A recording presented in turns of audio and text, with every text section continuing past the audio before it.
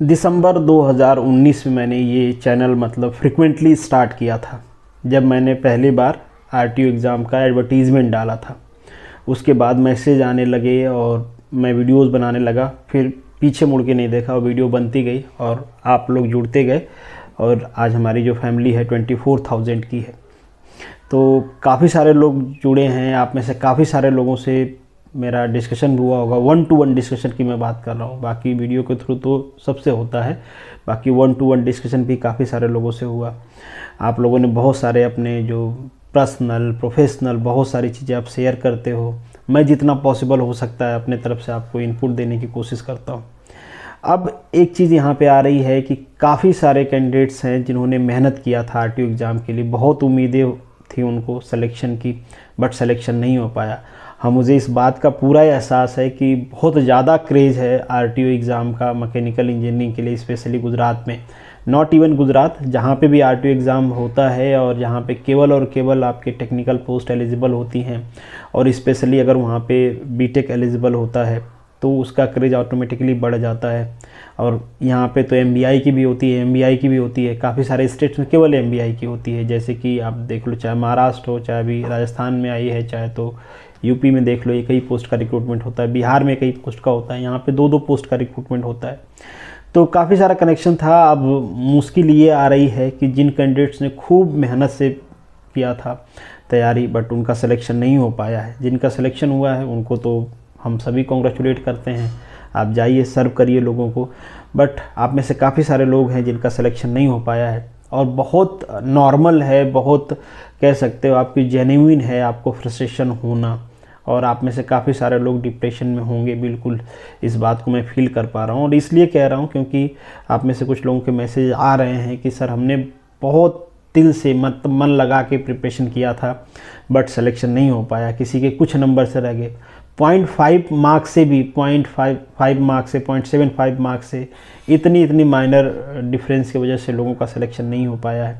तो चुभता है यार कि मतलब एक क्वेश्चन साला सही हो गया होता, या फिर एक वो क्वेश्चन जो आता हुआ गलत हो गया अगर वो नहीं हुआ होता। क्योंकि जनरल एरर बहुत सारे हो जाते हैं आपके क्वेश्चन में ना, कि कुछ आ रहे थे गलत हो गए, कुछ आपने सही टिक किया, मार्किंग करते टाइम आपने गलत बबल फिलअप कर दिया। इस तरीके की गलतियों की वजह से कुछ लोगों के सिलेक्शन रुक गए हैं। कुछ लोगों का सिलेक्शन किसी और रीजन से रुक गए हैं। जैसे कई सारे कैंडिडेट ने कहा एग्ज़ाम से पहले कई लोग हॉस्पिटलाइज हो गए, कोई प्रॉब्लम हो गया किसी के घर में। तो बहुत सारे रीजन्स हो सकते हैं आपके सेलेक्ट नहीं होने का, किसी की तैयारी कम रह गई, जो भी रीज़न रहा हो सिलेक्शन नहीं हो पाया।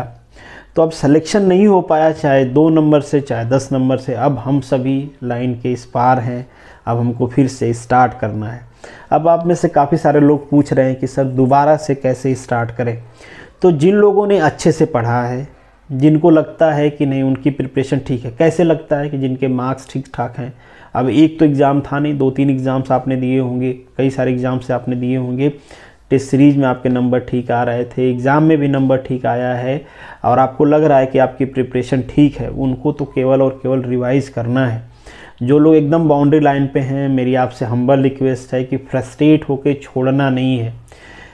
वैकेंसी नोटिफाई हो, वैकेंसी नोटिफाई नहीं हो, अगर आप चाहते हो कि नेक्स्ट टाइम आप सिलेक्शन के लिस्ट में रहो, तो प्लीज़ इस कंटिन्यूटी को ब्रेक मत करिएगा। अगर आपने 1 महीना भी इस कंटिन्यूटी को ब्रेक कर दिया तो फिर से आप अपने वही पुराने वाले लेवल पे आ जाओगे जहाँ से आपने तैयारी स्टार्ट किया था, और फिर से सारी चीज़ें आपको शुरू से पढ़ना पड़ेगा, और फिर से हो सकता है कि वही 1-2 नंबर वाला फासला रह जाए।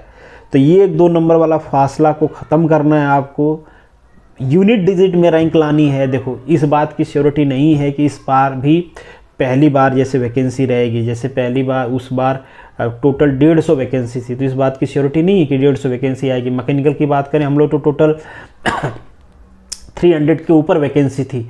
अगर हम ए का भी मिला दें, फिर जो म्यूनिसिपल कॉर्पोरेशन में 2-2, 3-3 वैकेंसी अलग अलग जगह पे आई थी, तो काफ़ी सारी वैकेंसी थी। अब इस बात की श्योरिटी नहीं कि इस बार भी उतनी सारी वैकेंसी आएगी, तो मे भी इस बार से भी ज़्यादा कंपटीशन लेवल रहे। तो आपको खुद को ब्रशअप करते रहना है।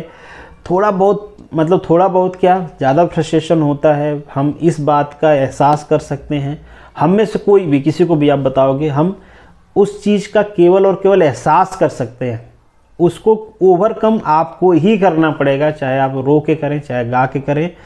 उस डिलेमा से बाहर निकलिए और फिर से मान के चलिए कि चलो ठीक है, एक ख़राब सपना था या फिर सपना ही था जो मैं जगा और टूट गया, नहीं अचीव हो पाया, मगर फिर से उसको अचीव करना है। इस बार उसको रियलिटी में बदलना है। इस बार ऐसा ना हो कि जगने के बाद वो टूट जाए, और इस बार उसको रियलिटी में बदलना है। एक ही ऑप्शन है, there is the no other way. कोई शॉर्टकट नहीं होता है, कोई ऐसा जड़ी बूटी नहीं है जो खा पी लोगे, ये सबको पता है। कोई ऐसा नहीं जिसको नहीं पता कि कैसे पढ़ना है, क्या पढ़ना है। एकदम से आप अगर फ्रेशर नहीं हो, जैसे कि एकदम से अभी बीटेक करके नहीं आए हो या फिर अभी बीटेक कर रहे हो, तो जो लोग फ्रेशर नहीं हो उनको सबको पता है क्या पढ़ना है, कैसे पढ़ना है। तो आप प्लीज़ अपनी पढ़ाई कंटिन्यू रखें, रिवीजन कंटिन्यू रखें, ज़्यादा से ज़्यादा क्वेश्चन प्रैक्टिस करें, देखें कि कहाँ पे गलतियाँ हो रही हैं, पेपर में क्या गलतियाँ हुई थी, उन गलतियों को हटाने की कोशिश करें, और टाइम बाउंड प्रैक्टिस करने की कोशिश करें। जैसे एग्ज़ाम जितने टाइम का होता है, जितना क्वेश्चन सॉल्व करना होता है, वो सारा टाइम बाउंड तरीके से करें। ठीक है, आपके पास OMR शीट नहीं है, कोई बात नहीं, आप OMR शीट में जितना टाइम लगता है उसके हिसाब से आप क्वेश्चन 1 का आंसर B इस तरीके से लिख के टाइम दें, ताकि एक टाइम बाउंड आप प्रैक्टिस कर पाएँ। टेस्ट सीरीज ले सकते हैं तो टेस्ट सीरीज ले लीजिए, जहाँ से भी मिल रही हो, कोई प्रॉब्लम वाली बात नहीं है। बट प्रैक्टिस अगर आप छोड़ देंगे तो फिर कोई मतलब नहीं रहेगा। फिर से 1-2 महीने बाद अपने आप ग्राउंड लेवल पे आ जाएंगे और फिर से प्रिपरेशन आपको वैसे ही स्टार्ट करनी पड़ेगी। अगर आप चाहते हो कि आपको प्रिपरेशन करना है और आप बाउंड्री लाइन पे हो, तो मैं बिल्कुल कहूँगा आपको करना चाहिए।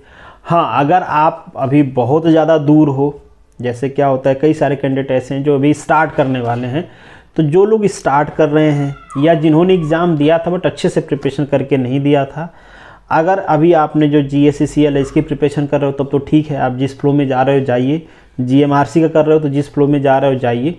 अगर इन दोनों की नहीं कर रहे हो, जो लोग अभी पढ़ रहे हैं या जस्ट पास आउट होने वाले हैं नेक्स्ट इस गर्मी में, आने वाले गर्मी में, तो उनसे तो मैं यही कहूँगा कि एक बार जो प्रीवियस ईयर का पेपर है वो देखिए, पैटर्न समझिए कि किस टाइप के क्वेश्चन पूछे जाते हैं। फिर क्या करिए, जैसे कि YCT है, गेट प्रीवियस ईयर है, इसके क्वेश्चन लीजिए। अगर आप सॉल्यूशन देख के, अगर क्वेश्चन आपको नहीं आता है और सॉल्यूशन देखने के बाद आपको समझ में आता है, तब तो आपको प्रैक्टिस करना है। अगर आप क्वेश्चन नहीं लगा पा रहे और सॉल्यूशन देखने के बाद वो समझ में भी नहीं आ रहा है, मतलब आपकी जो प्रिपरेशन है, मतलब आपका जो फंडामेंटल है वो कमज़ोर है, तो फिर आपको बुक से शुरू करना है। मगर जिनका फंडामेंटल ठीक ठाक है, जिन्होंने कॉलेज में ठीक ठाक तरीके से पढ़ा है या फिर प्रिपरेशन किया है, उनको रेफरेंस बुक पढ़ने की ज़रूरत नहीं है, क्योंकि वो टाइम कंज्यूमिंग होगा, उसमें ज़्यादा टाइम लगेगा। आपको ज़्यादा से ज़्यादा क्वेश्चन प्रैक्टिस करने हैं। अगर आपको प्रॉब्लम है क्वेश्चन प्रैक्टिस करते टाइम सॉल्यूशन देखने के बाद भी समझ में नहीं आ रहा है कि यार कहाँ से है, तब तो आपको बुक्स पढ़नी पड़ेगी, तो आप बुक फॉलो करिए, अदरवाइज बुक फॉलो करने की कोई ज़रूरत नहीं। टाइम बना लीजिए, टाइम टेबल 100% सबके पास होना चाहिए। डेली इतना घंटा मुझे पढ़ना है, कैसे भी करके पढ़ना है। टॉपिक फिक्स करके पढ़िए कि इतना टॉपिक मुझे कवर करना है, क्योंकि जब ये सब आप बनाते हो तो माइंड में प्रेशर रहता है, वो सारी चीज़ें होती हैं, इफेक्टिव पढ़ाई होती है। ऐसे रैंडम बुक लेके बैठ जाओगे तो पढ़ाई नहीं हो पाएगी। तो वो सब प्लान करके, टाइम टेबल बना के, शेड्यूल बना के प्रॉपर तरीके से पढ़िए। रिवीजन का शेड्यूल भी वीक में रखिए, 15 डेज में रखिए, जैसे आपकी मेमोरी काम करते उस हिसाब से रखिए।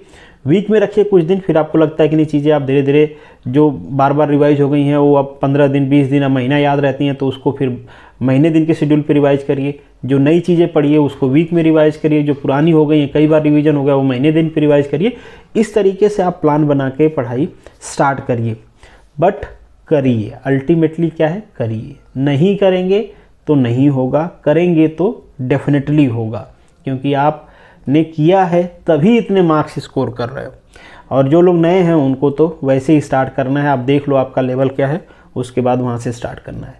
अगर आपका कोई पर्सनल प्रॉब्लम है तो आप मुझे टेलीग्राम पे लिख सकते हो, मैं वहाँ पे रिप्लाई आपको करूँगा। हो सकता है थोड़ा बहुत आगे पीछे टाइम लग जाता हो, तो उसके लिए माफ़ी चाहूँगा। आप एक्सपेक्ट करते होगे कि मैसेज किया फिर उसके कुछ टाइम बाद रिप्लाई आज आप देखते होगे, बट शायद मेरे कंस्ट्रेंट की वजह से मैं आपको अगर रिप्लाई नहीं कर पाता हूँ, थोड़ा टाइम लगता होगा, बट सेम डे आपको रिप्लाई मिल जाएगा। हो सकता है 2 घंटे बाद मिले, 1 घंटे बाद मिले, 4 घंटे बाद मिले, बट सेम डे आपको रिप्लाई मिल जाएगा।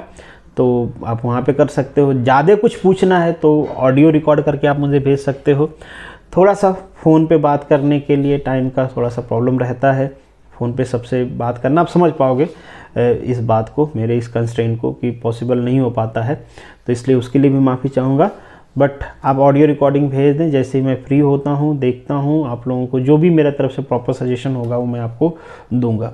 बट आप अपने आप की एबिलिटी को ज़्यादा अच्छी तरीके से जानते हो, उसको किस तरीके से यूटिलाइज़ करना है वो आपको देखना है, तो उसको यूटिलाइज़ करिए।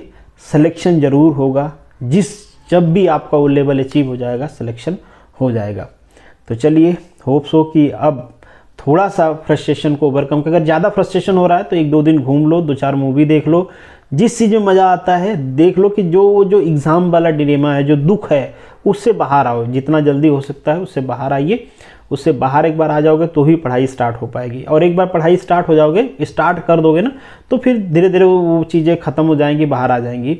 और नहीं आ पा रहे तो कोशिश करो कि खुद को थोड़ा सा आइसोलेट करो, क्योंकि बाहर लोग मज़े ले रहे होंगे, डिस्कस कर रहे होंगे, सेलिब्रेट कर रहे होंगे, तो वो देख के थोड़ा सा मन में और दुख होता है। तो थोड़ा सा अपने आप को आइसोलेट कर लोगे तो फिर उनसे बाहर निकलने में थोड़ा आपको आसानी रहेगी। तो जैसे भी आपके लिए, जैसे भी आप कंफर्टेबल फील करते हो वो करो, बाहर निकलो और पढ़ाई स्टार्ट करो। तो होप सो कि आप लोग स्टार्ट करोगे। मैं भी अपने तरफ से इनपुट देता रहूँगा ताकि आपकी पढ़ाई हो जाए। बीच में मैं पॉसिबल होगा तो टेस्ट सीरीज भी स्टार्ट कर दूंगा, क्योंकि टेस्ट सीरीज देने से ना क्या होता है कि आपके अंदर थोड़ा ऊर्जा आ जाती है कि ठीक है अब पढ़ना है, तो वो भी स्टार्ट कर देंगे ताकि आपकी पढ़ाई एक बार पैटर्न पे आ जाए, रोड पे आ जाए, चलने लगे। फिर जब एग्ज़ाम पास आएगा तो दौड़ा देना, फिर एक बार दौड़ गए तो फिर निकल गए। तो चलिए, होप सो कि जो आपको ये डिलेमा है किसी तरीके से कम होगा और आप स्टार्ट करोगे। जय हिंद।